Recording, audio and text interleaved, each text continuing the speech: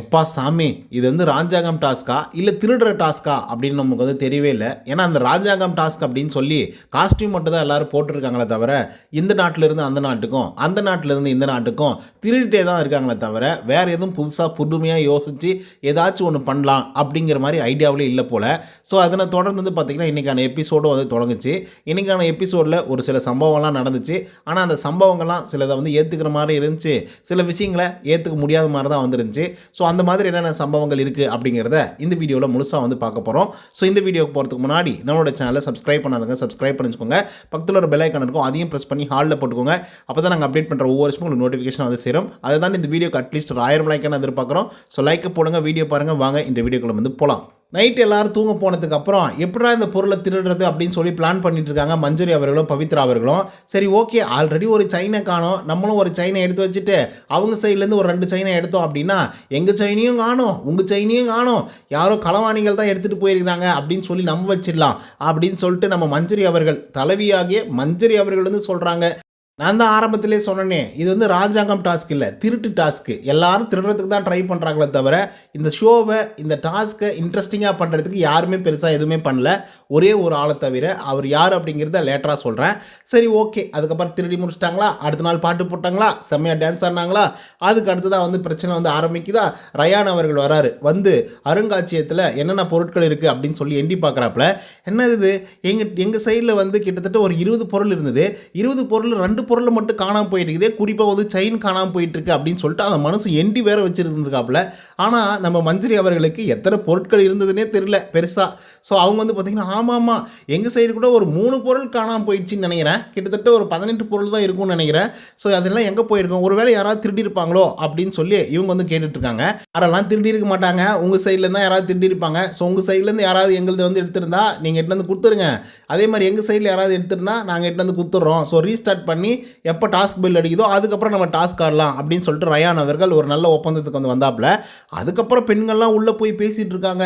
என்ன பேசுகிறாங்க அப்படின்னா, ஜாக்லின் அவர்கள் தான் அதை திருடுந்தேவா, அது இல்லாமல் நம்ம மஞ்சரி அவர்கள் திருடி இருக்காங்க பாருங்கள், ஆண்கள்லாம் எவ்வளோ ஜென்யூனாக இருந்திருக்காங்கன்னு சொல்லிட்டு இவங்களே பாம்பை வைப்பாங்களாம், அப்புறம் இவங்களே எடுப்பாங்களாம் அப்படிங்கிற மாதிரி திரும்பியும் ஜாக்லின் அக்கா போய் அந்த இடத்துல வந்து வைக்கிறாங்க.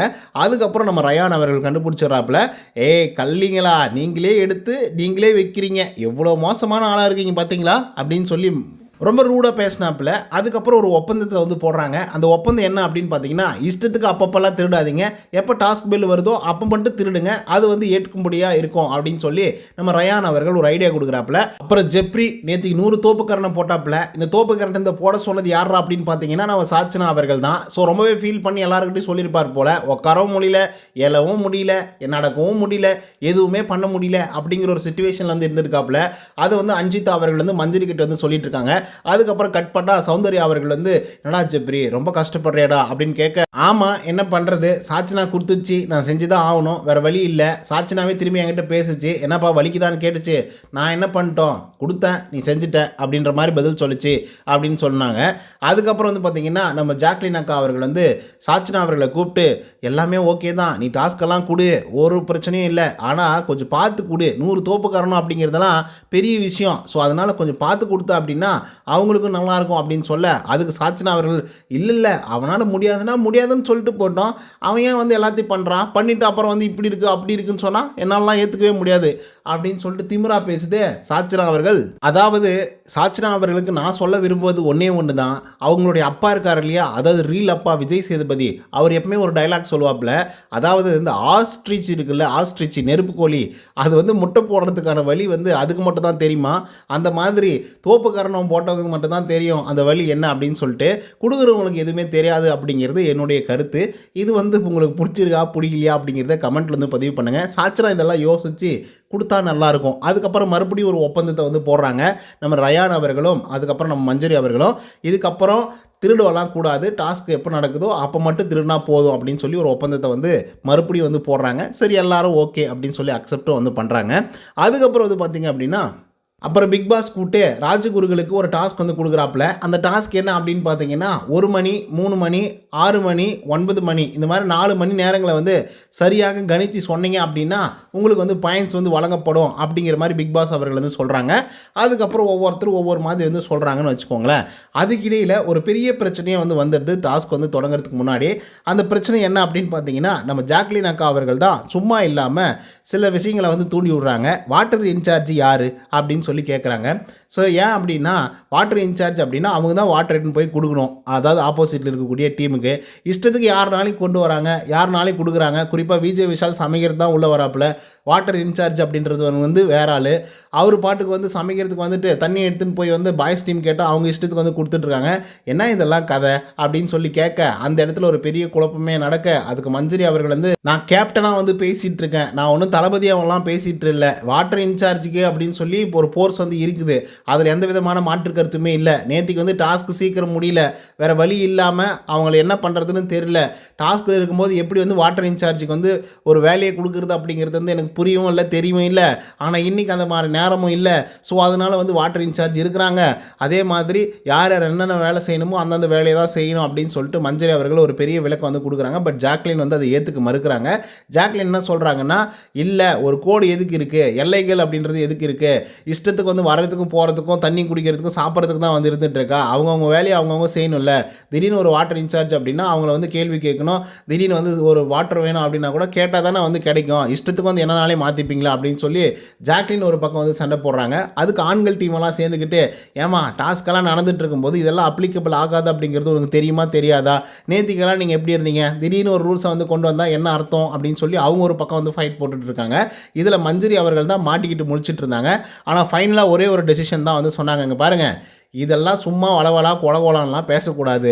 நான் வந்து ஒரு கேப்டனாக வந்து பேசிகிட்டு இருக்கேன், இன்னும் டாஸ்க் வந்து ஆரம்பிக்கல, சரியா? வாட்டருக்குன்னு தனி இன்சார்ஜ் இருக்காங்க, ஃபுட்டு சமைக்கிறதுக்குன்னு தனி இன்சார்ஜ் இருக்கிறாங்க. நேற்றுக்கு டாஸ்க் நடந்ததுனால நான் வந்து கண்டுக்கலை. இப்போ ஏதோ ஒரு தப்பு நடந்து போச்சு, நம்ம வந்து அவங்களுக்கு சொல்லலை, கன்வே பண்ணல. இப்போது நான் சொல்கிறேன், இதுக்கப்புறம் வாட்டர் இன்சார்ஜ் தான் தண்ணி எடுத்துகிட்டு வந்து கொடுக்கணும், சரியா? ஓகேவா? ப்ராப்ளம் சால்வா அப்படின்னு சொல்லி ஜாக்லின் கிட்ட வந்து பேசுகிறாங்க. அந்த இடத்துல ஒரு பிரச்சனை வந்து சால்வ் ஆகுது. மறுபடியும் விஜய் விஷாலை கூப்பிட்டு நீங்கள் எதுக்கு வந்தீங்க அப்படின்னு விசாரிக்கிறாங்க. நான் வந்து தட்டு அழுமுறதுக்காக வந்தேங்க அப்படின்னு சொல்லி சொல்கிறாங்க. தட்டு கழுவுறதுக்காக வந்த நீ வந்து எதுக்காக தண்ணி எடுத்துகிட்டு போய் கொடுக்குற அப்படின்னு சொல்லி கேட்கும்போது, இல்லைங்க தண்ணி தானே கேட்டாங்க, அதனால் எடுத்துன்னு போய் கொடுத்தேன், அதுவும் டாஸ்கில் தானே இருக்கும், ஸோ அதனால் எடுத்துன்னு போய் கொடுத்தேங்க, இது நார்மல் டே இல்லை இல்லையா அப்படின்னு சொல்லி விஜய் விஷால் வந்து சொல்கிறாரு. அதுக்கு வந்து நம்ம மஞ்சரி அவர்கள், இதுக்கப்புறம் அந்த மாதிரி கொடுக்கக்கூடாது, நீங்கள் டாஸ்கில் என்ன இருங்க, இல்லை நார்மல் டேஸில் என்ன இருங்க, தண்ணி கேட்டாங்க அப்படின்னா வாட்டர் இன்சார்ஜ் தான் எடுத்துகிட்டு போய் கொடுக்கணும். ஸோ அதனால் நீங்கள் அந்த வேலையெல்லாம் பண்ணாதீங்க, நீங்கள் தட்டு கழுவு வந்தீங்கன்னா தட்டு கழுவுற வேலையை மட்டும் பாருங்கள் அப்படின்னு சொல்லி மஞ்சரி அவர்கள் வந்து ஸ்ட்ரிக்டாக வந்து சொல்கிறாங்க. அடுத்து நான் இதுக்கு முன்னாடி 2 தடவை ஒரு விஷயத்தை வந்து சொன்னேன். டாஸ்க் ஆரம்பித்ததுக்கப்புறம் திருட்டு வேலையெல்லாம் பண்ணலாம் அப்படிங்கிற மாதிரி வந்து சொல்லிட்டாங்க. ஸோ இதில் வந்து பார்த்திங்க அப்படின்னா சாச்சனா அவர்கள் வந்து ரெஸ்ட் ரூம் வந்து போகிறாங்க. ரெஸ்ட் ரூம் போனாங்க, சரி ஓகே, காஸ்டியூம் போட்டாங்க, எல்லாமே ஓகே. ஆனால் கத்தியும் கூடயே கொண்டு போகணும் அப்படின்னு நினச்சாங்களா, எதுக்காக நினச்சாங்க அப்படின்லாம் வந்து தெரியல. ஏன் எடுத்துகிட்டு போனாங்கன்னு கூட வந்து தெரியல ரெஸ்ட் ரூமுக்கு. சரி எடுத்துகிட்டு போனாங்க, அது பாதுகாப்பாக எடுத்துகிட்டு போய் வைக்கணும், இல்லை யாருக்கிட்டையாவது கொடுக்கணும் அப்படிங்கிற ஒரு அறிவாவது வந்து இருந்திருக்கணும். இந்த பொண்ணு பாட்டுக்கு வந்து பெப்பர் பேனை வெளியே வச்சுட்டு ரெஸ்ட் ரூமுக்கு வந்து போயிட்டாங்க. அவங்க வந்து ஆண்கள் டீம்லேருந்து எடுத்துகிட்டு போயிட்டாங்க அந்த கத்தியை. எடுத்துகிட்டு போன உடனே அது ஒரு பெரிய பிரச்சனையாகுது. என்ன பிரச்சனையாகுதுன்னா, வாளை வந்து கொடுத்துருங்க, நீங்கள் தான் எடுத்திருப்பீங்க அப்படின்னு சொல்லிட்டு பெண்கள் அணியெல்லாம் வந்து ஆண்கள் அணிக்கிட்ட வந்து கேட்டுட்ருக்காங்க. என்னங்க நீங்கள் வந்து பேசிகிட்டு இருக்கீங்க, திடீர்னு வந்து வாழை காணும், அதுவை காணும், இதுவை காணும், எப்போ பார்த்தாலும் உங்களுக்கு இதே பிரச்சனையாக இருக்குது, நாங்களாம் எடுக்கலிங்க அப்படின்னு சொல்லி ஆண்கள் ஒரு பக்கம் வந்து வாக்குவாதம் வந்து பண்ணிகிட்ருக்காங்க. இந்த பக்கம் மஞ்சரி அவர்கள் ஒரே ஒருத்தர் மட்டும்தான் வாக்குவாதம் பண்ணுறாங்க. ஆண்கள் சைடு வந்து அதாவது ரயான் அவர்கள் பேசுகிறாரு, தீபக் அவர்கள் பேசுகிறாரு, அப்பப்போ முத்துக்குமரன் வந்து பேசுகிறாரு, அவங்கெல்லாம் நல்லா பேசுகிறாங்க, ஓகே, எல்லாமே ஓகே. ஆனால் பெண்கள் சைடு பவித்ராவும் அதே மாதிரி மஞ்சரி அவர்கள், இவங்களை தவிர்த்து பெருசாக வந்து யாருமே பேசுகிற மாதிரி வந்து தெரில. தனியாக இண்டிவிஜுவலாக ஸ்கோர் பண்ணோம் அப்படிங்கிற மாதிரி ஒரு மைண்ட் செட்டில் தான் பேசுகிறாங்களே தவிர மற்றபடிக்கு யாருமே பெருசாக வந்து இதுவாக பேசலை. ஸோ இது ஒரு பெரிய பிரச்சனையாக வந்து பூதாகரமாக மாறுது. அப்போ வந்து பார்த்திங்கன்னா டாஸ்க்கை பற்றி வந்து பேசுகிறாங்க. காலையிலே டாஸ்க்கை பற்றி பேசணும், டாஸ்க்கு வந்தால் மட்டும்தான் அந்த திருட்டு விஷயங்கள்லாம் வந்து பண்ணணும் அப்படின்னு சொல்லிட்டு ரயான் கிட்ட வந்து மஞ்சரி அவர்கள் வந்து சொல்கிறாங்க. இது வந்து காலையிலே வந்து பேசணும் தானே, ஒப்பந்தம் போட்டோம் தானே, ஆல்ரெடி திருட்டின பொருள்லாம் வந்து திரும்பி கொடுத்துட்டோம் தானே, மறுபடியும் எதுக்காக நீங்கள் வந்து இது மாதிரிலாம் பண்ணுறீங்க, இன்னும் டாஸ்க்கு ஆரம்பிக்கல தானே அப்படின்னு சொல்லி கேட்கும்போது, டாஸ்க்கு ஆரம்பிக்கலையா, அது ஆரம்பித்து எவ்வளோ நேரம் ஆகுது, 2 தடவை வந்து ஆரன் வந்து அடிச்சிட்டாங்க, அதாவது பெல் வந்து அடிச்சிட்டாங்க, திரும்பியும் வந்து ஆரம்பிக்கலன்னு சொல்லிட்டு இருந்தா என்ன நியாயம் அப்படின்னு சொல்லி கேட்கும்போது, அதுக்கு மஞ்சரி அவர்கள் வந்து இன்னும் நான் காஸ்டியூமே போடல, எனக்கு காஸ்டியூமே வரல, நிறைய பேர் அப்படி தான் சுற்றிட்டு இருக்காங்க, அப்படி இருக்கும்போது எப்படா டாஸ்க் வந்து ஸ்டார்ட் ஆகும் அப்படின்னு சொல்லி அவங்க ஒரு பக்கம் வந்து வாக்குவாதத்தை வந்து வச்சுட்டு இருக்காங்க. அதுக்கு ஆண்கள் டீம் வந்து அப்படி நீங்கள்லாம் சொல்லாதீங்க, நீங்கள் வந்து லேட் ஆயிடுச்சுன்னு ஒத்துக்கோங்க சரிங்களா, உங்களுக்கு கவசம் வரல, அது வரல, இது வரல அப்படின்னு சொல்லிட்டு இன்னும் டாஸ்க் தொடங்கலாம் அப்படின்னு நினைக்காதீங்க. டாஸ்க் தொடங்கியாச்சு, நாங்கள் வாழை வந்து திருடிட்டோங்க. ஆமாம், டாஸ்க் வந்து ஸ்டார்ட் பண்ணதுனால தான் நாங்கள் எடுத்தோம், என்ன இப்போது எங்களால் கொடுக்க முடியாது அப்படின்னு சொல்லி அவங்க ஒரு பக்கம் சண்டை போடுறாங்க. இதில் இன்னொரு பிரச்சனை என்ன அப்படின்னு பார்த்தீங்கன்னா, நம்ம சௌந்தர்யா இருக்காங்கல்ல, அவங்க வந்து ராணி பக்கமே தான் வந்து இருந்துட்டு இருந்தாங்க. அந்த நேரத்தில் வந்து பவித்ரா அவர்கள் வந்து ஏய் பிரபஞ்சை வெளியே போ அப்படின்னு சொல்லி அனுப்பிச்சி விட்டாங்க. அனுப்பிச்சி விட்டதுக்கு அப்புறம் தான் வந்து பார்த்திங்கன்னா அந்த கத்தி அடிச்சிட்டாங்க. அதுக்கு உள்குத்தான் வந்து சௌந்தர்யா அவர்கள் வந்து நான் அப்பயே அங்கே இருந்தேன், நீங்கள் தான் வந்து அனுப்பிச்சி விட்டுட்டீங்க, இப்போ பார்த்தீங்களா கத்தியை காணோம் வாழை காணோன்னு வந்து தேடிட்டு இருக்கீங்க அப்படின்னு வந்து பார்த்தீங்கன்னா பயங்கர காண்டா வந்து பேசினாங்க. அதுக்கப்புறம் மறுபடியும் அந்த கத்திகள் வந்து கொடுக்கப்பட்டதுன்னு வச்சுக்கோங்களேன். சரி, இவங்களை இப்படியே விட்டால் கண்டென்ட்லாம் பெருசாக வந்து கொடுக்க மாட்டாங்க, இப்படியே ஜாலியாக வந்து இருந்துட்டு போயிடுவாங்க அப்படிங்கிற மாதிரி பிக் பாஸ் அவர்கள் முடிவு பண்ணி ஒரு பெரிய கண்டென்ட்டை வந்து உள்ளே கொண்டு வராப்புல. அந்த கண்டென்ட் தான் பல்லக்கு அப்படிங்கிற ஒரு கண்டென்ட்டு. அந்த பல்லக்கு அப்படின்றது வந்து 2 வீட்டாருக்கெல்லாம் தர முடியாது, ஒன்றே ஒன்று தான் இருக்குது, அதை வேணால் நீங்கள் 2 வீட்டார் வந்து யூஸ் பண்ணிக்கோங்க அப்படிங்கிற மாதிரி வந்து சொல்லியிருந்தாப்புல பிக் பாஸ் அவர்கள். ஸோ இதை வந்து பார்த்திங்க அப்படின்னா ஆண்கள் அணியினர் இருக்காங்களே, அவங்க ஃபஸ்ட்டு போயிட்டு ராணவ் கேசரி அவர்களை வந்து உட்கார வச்சு அழகாக ஜாலியாக வந்து கொண்டு வராங்க, பல்லக்கில் தூக்கிட்டு வராங்க. தூக்கிட்டு வந்துட்டு அந்த பல்லக்கை வந்து அவங்க சைட்லேயே வந்து வச்சுக்கிறாங்க. உடனே பெண்கள் அணியினர் இருக்காங்க இல்லையா, சொல்லப்போனால் மஞ்சரி அவர்கள் எங்களுக்கு கொடுங்க பல்லக்கை அப்படின்னு சொல்லி கேட்கும்போது, இல்லை நீங்கள் திருடி இருக்கீங்க, அதனால் வந்து அவங்கெல்லாம் வரட்டும், அதுக்கப்புறம் வேணால் நாங்கள் வந்து கொடுக்குறோம் அப்படின்னு சொல்லி இவங்க ஒரு பக்கம் வந்து டிமாண்ட் பண்ணுறாங்க. அண்ட் ஆக்சுவலாக வந்து ரஞ்சித் அவர்கள் வந்து தீபக்கிட்ட வந்து சொல்கிறாப்புல என்னென்னா, சரி கொடுத்துருங்கப்பா அப்படின்னு சொல்லும்போது, நோ கம்னு இருந்தான், இதை வச்சு தான் கேமே ப்ளே பண்ணோம் அப்படின்னு சொல்லிட்டு தீபக் அவர்கள் வந்து பார்த்திங்கன்னா கொடுக்கவே மறுக்கிறாரு. கொடுக்க முடியாதுங்க, கொஞ்ச நேரம் வெயிட் பண்ணுங்கள், எதுக்காக அவ்வளோ சீக்கிரம் வந்து கொடுக்கணும், வெயிட் பண்ணுங்கள், இது என்ன தான் பொது சொத்தாக இருந்தாலும் அவ்வளோ சீக்கிரம் தர முடியாது அப்படின்னு சொல்லிட்டு தீபக் சொல்ல, இந்த பக்கம் மஞ்சரி தாச்சு பூச்சின்னு கத்துன்னு கத்துறாங்க. அது எப்படி கொடுக்க முடியாது போய்விடும், அது பொது சொத்தை வந்து எங்களுக்கும் அனுபவிக்க அனைத்து உரிமைகளும் உண்டு அப்படின்னு சொல்லி இவங்க ஒரு பக்கம் பேசுகிறாங்க, அந்த பக்கம் அவங்க ஒரு பக்கம் பேசுகிறாங்க, எல்லாம் மாறி மாறி சண்டை போட்டு அதுக்கப்புறம் சாச்சினா அவர்கள் வந்து ஒரு ஆணையிடுறாங்க. என்ன ஆணை அப்படின்னா, போய் எடுத்துக்கொண்டு வாருங்கள் அப்படின்னு சொன்ன உடனே இவங்க கோட்டையெல்லாம் தகர்த்து எல்லையெல்லாம் மீறி அந்த பக்கம் ஒரு 4-5 பேர் வந்து போயிடுறாங்க. போயிட்டு இந்த பல்லாக்கு மேலே கையை வச்சு இழுத்து இந்த பக்கம் கொண்டு வர ட்ரை பண்ணுறாங்க. ஆண்கள் அணியினர் வந்து ஆப்போசிட்டில் வந்து இழுக்கிறாங்க, கொண்டு போக முடியாத அளவுக்கு. ஸோ ஒரு கட்டத்தில் வந்து பார்த்திங்கன்னா அந்த வலுவான பிரச்சனைகள் வந்து நடந்துகிட்ருக்கு. ஒரு பக்கம் சிரிப்பாகவும் இருக்குது, இன்னொரு பக்கம் வந்து கடுமையாகவும் இருக்குது. இதுக்கிடையில் வந்து சாச்சினா அவர்கள் வந்து பார்க்குறாங்க அந்த அரியாசனம் வரும், சாரி பல்லக்கு வந்து வரும், நம்ம ஒரு தடவையான அது மேலே வந்து உட்காந்து பயணம் பண்ணிடலாம் அப்படின்னு நினச்சாங்களா என்னென்னலாம் தெரில. ஆனால் அவங்க கொடுக்குற மைண்ட் செட்டில் இல்லை. ஸோ உடனே வந்து பார்த்திங்க அப்படின்னா ஒரு பிரச்சனை வந்து அப்படியே வந்து போயிட்டே இருக்குது. அப்புறம் டைல்யூட் ஆகிறாங்க, பெண்கள் அணியினரெல்லாம் இந்த பக்கம் வந்துடுறாங்க. சரி விட்டுருங்க வேணாம் அப்படின்னு சொல்லிட்டு சாச்சினா அவர்கள் வந்து சொல்லிடுறாங்க. ஏன் சொல்கிறாங்க அப்படின்னு பார்த்தீங்கன்னா, மன்னிப்பு கேளுங்க, எப்படி மன்னிப்பு கேட்டால் மட்டும்தான் நாங்கள் வந்து இதை வந்து கொடுக்க முடியும், பல்லாக்கை வந்து கொடுக்க முடியும். ஏன்னா நீங்கள் வந்து எல்லை மீறி வந்திருக்கீங்க, எங்கள் நாட்டுக்குள்ளேயே வந்துட்டு நீங்கள் வந்து பல்லக்கை வந்து எடுத்துகிட்டு போகணும்னு நினைக்கிறீங்க, ஸோ அதனால் நீங்கள் மன்னிப்பு கேளுங்க அப்படிங்கிற மாதிரி வந்து சொன்ன உடனே பயங்கர காண்டாயிடுறாங்க பெண்கள்லாம் சேர்ந்துக்கிட்டு. குறிப்பாக வந்து பார்த்திங்கன்னா ஜாக்லின், என்னடா எப்போ பார்த்தாலும் மன்னிப்பு கேளு, என்னதானா அவங்க பிரச்சனை, இந்த கேமை ஒழுங்காக விளையாட மாட்டிங்களாடா அப்படின்னு சொல்லி அவங்க ஒரு பக்கம் காண்டாகிறாங்க, அந்த பக்கம் மஞ்சரி காண்டாகிறாங்க. குறிப்பாக வந்து ஆண்கள் சைட்லேருந்து இதை திருப்பி வந்து சொல்லியே இருக்கும்போது சாச்சனாவுக்கு பயங்கர கோவம் வந்துடுது. இவங்க கொடுக்கவும் மாட்டேங்கிறாங்க.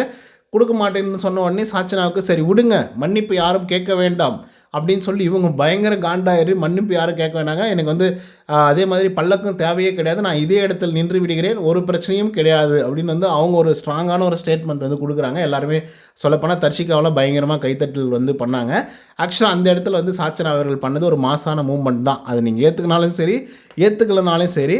ஆனால் இதுக்கு வந்து ஒரு அப்ரிசியேஷன் வந்து கண்டிப்பாக வந்து விஜய் சேதுபதி வந்து கொடுத்தாங்க அப்படின்னா உடனே வந்து சாச்சனா வந்து இப்படி உடனே விஜய் சேதுபதி வந்து பார்த்தீங்கன்னா சேஞ்ச் அப் வந்து தட்டுறாப்புல, அந்த பொண்ணை வந்து முன்னேற்றணும்னு நினைக்கிறாப்புல அப்படின்னு சொல்லி 1008 விமர்சனங்கள் வந்து பேசுவீங்க, எழுதுவீங்க, எது வேணாலும் பண்ணுங்கள்.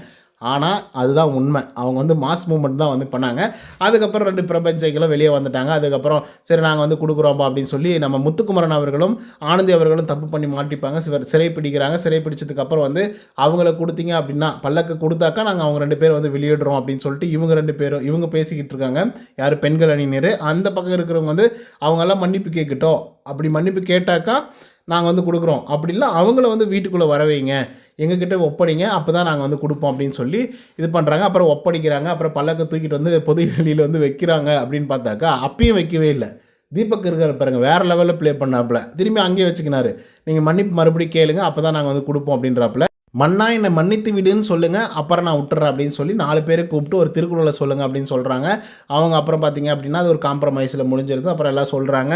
முத்துவும் அப்புறம் ஆனந்தி அவர்கள் இந்த பக்கம் விட்டுட்டு இந்த பக்கம் கூடி இருக்கக்கூடிய ஆட்களை வந்து இந்த பக்கம் தள்ளி விட்றாங்கன்னு வச்சுக்கோங்களேன். மாறி மாறி இன்டர்சேஞ்ச் வந்து பண்ணிக்கிட்டாங்க.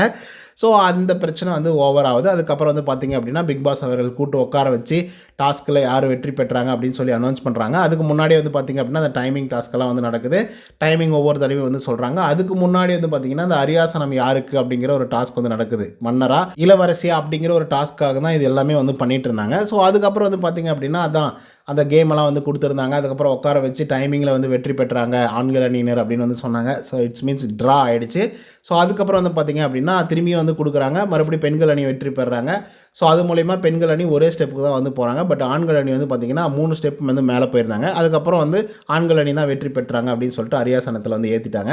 அதுக்கப்புறம் ராணுவ அவர்கள் அரியணையில் ஏறுறாரு. அதுக்கப்புறம் நம்ம சாச்சனா அவர்களை வந்து கூப்பிட்றாங்க. கூப்பிட்டு நிப்பாட்டி எல்லோரும் ஃபோட்டோ எடுத்துகிட்டு இந்த டாஸ்க்கை வந்து பார்த்திங்கன்னா நிறைவு பெறுறாங்க. அதுக்கப்புறம் ஒரு ப்ரொமோஷன் டாஸ்க் வந்து வச்சுருந்தாங்க ஏதோ ஒரு பிராண்டுக்கு.